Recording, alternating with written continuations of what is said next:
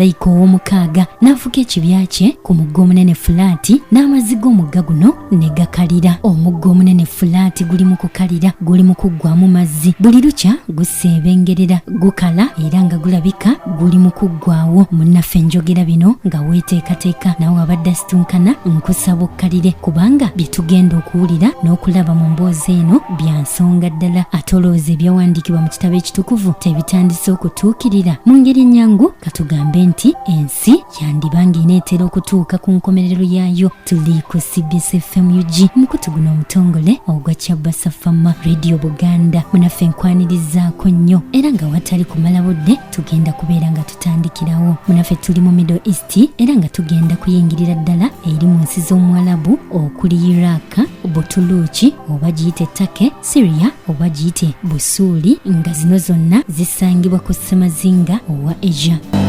Wetwogerera nga Abasuuli nga be bava mu Syria, Abatuluki nga be bava mu Turkey ne bannaffe abava mu Iraq nga ge bakaba ge bakomba olw'omugga omunene fulaati oba guyite Euphrates River okukala. Okusinziira ku byafaayo, omugga guno Euphrates oba guyite fulaati gwe mugga ogusinga obuwanvu ku lukalu lwa Asia era nga guliko obuwanvu bwa mayiro 174. Guno nno guyite Turkey, Iraq, Syria bwe gutyo ne guyunga ku ssemayanja owa Persian Gulf. So ng'era mu ngeri y'emu omugga guno gwe gubadde guyamba amawanga okuli Butuluki, Syria, Iraq gano kw'otadde n'amawanga amalala okufuna amazzi agakozesebwa ewaka, agakozesebwa mu makolero ag'okufukirira, ag'omu malundiro, gano kw'otadde n'ebintu ebirala bingi. Naye nga mu kaseera kano omugga guno gukalira guggwaawo.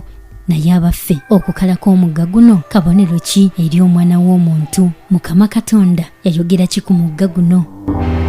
Okusinziira ku kitabo ekitukuvu ekya Bayibuli mu kitabo eky'okubikkulirwa oba kiyite Revelation essuula ya 9 n'olunyiriri lwa 14 wagamba nti Mukama n'alagira malayika ow'omukaaga nti sumulula bamalayika 4 abasibiddwa ku mugga fulaati bateekebweteekebwe okuzikiriza ekitundu kimu kyakusatu eky'abantu abawangaalira ku nsi.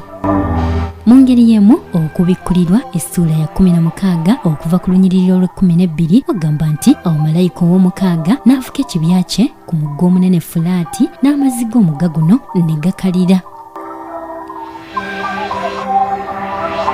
Ate okuva mu kitabo kya Isaaya essuula ya 19 n'olunyiriri lwa 5 wagamba nti n'amazzi galikendeera mu nnyanja n'omugga guli weebuuka ne gukala.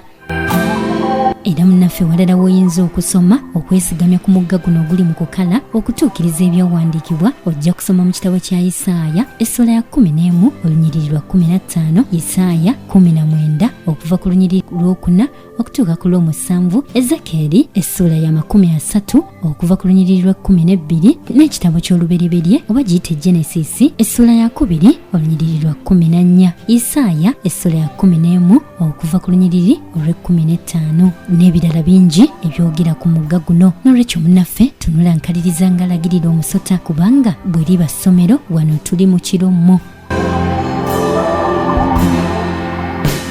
Okukalira kw'omugga guno kibuuzo kinene nnyo gye tuli. Wano ku CBS FM UG twakusuubiza okukuumira mu kumanya nga tukuleetera ebintu ebyewuunyisa ate nga bituufu. Mu puroguramu yaffe eno wawula okumanyako, era sirema kujjukiza munnaffe okusubscribinga bulijjo osobole okutambulira wamu naffe, ate okoonene mu kadde ako kasobole okukutemyako buli lwe tubeerako kye tutaddeyo, olwo nno osobole okunyumirwa empeereza yaffe. Sirema kujjukiza bannaffe bana ba Kenchiki nga be batutera ssente mu puroguramu yaffe eno. Kenchiki bakuguddala mu kisaawe ekyokulunda enkoko, era nga munnaffe tukusaba gwalina ekirooto ky'okulunda obeere ng'obakubirako ku nnamba y'essimu eri ku lutimbaawo. Nze Emi April Nakawombe, era nga katweyongereyo nga tutunuulira omugga guno fulaati. Ng'oggyeko omugga guno okukalira ne gutuukiriza ebyawandiikibwa, wabula okusinziira ku bibadde bigenda mu maaso mu mbeera eya bulijjo, enkuba emaze emyaka wagindaba 3 mirambirira ng'etonnya bbalirirwa ennyo mu mawanga okuli Turkey, Iraq nga kw'otadde ne Syria, era ng'okusinziira ku bannassayansi oba oliawo nakyo kiviiriddeko omugga guno okukalira. ate mu ngeri endala n'ebintu ebirala bingi nnyo ebigenda mu maaso ku ttaka ly'omuwalabu lino, gamba ng'okuddira zissemayanja ne bazifuula ebizinga nga bwe twalaba gye buvuddeko mu mboozi yaffe ey'ekizinga ekya Palm Jumeirah, omwana w'omuntu kye yazimba ku mazzi, era ng'okusinziira ku bannassayansi bino byonna byandibanga bitataaganyizza omugga guno era ne kiguleetera okukalira.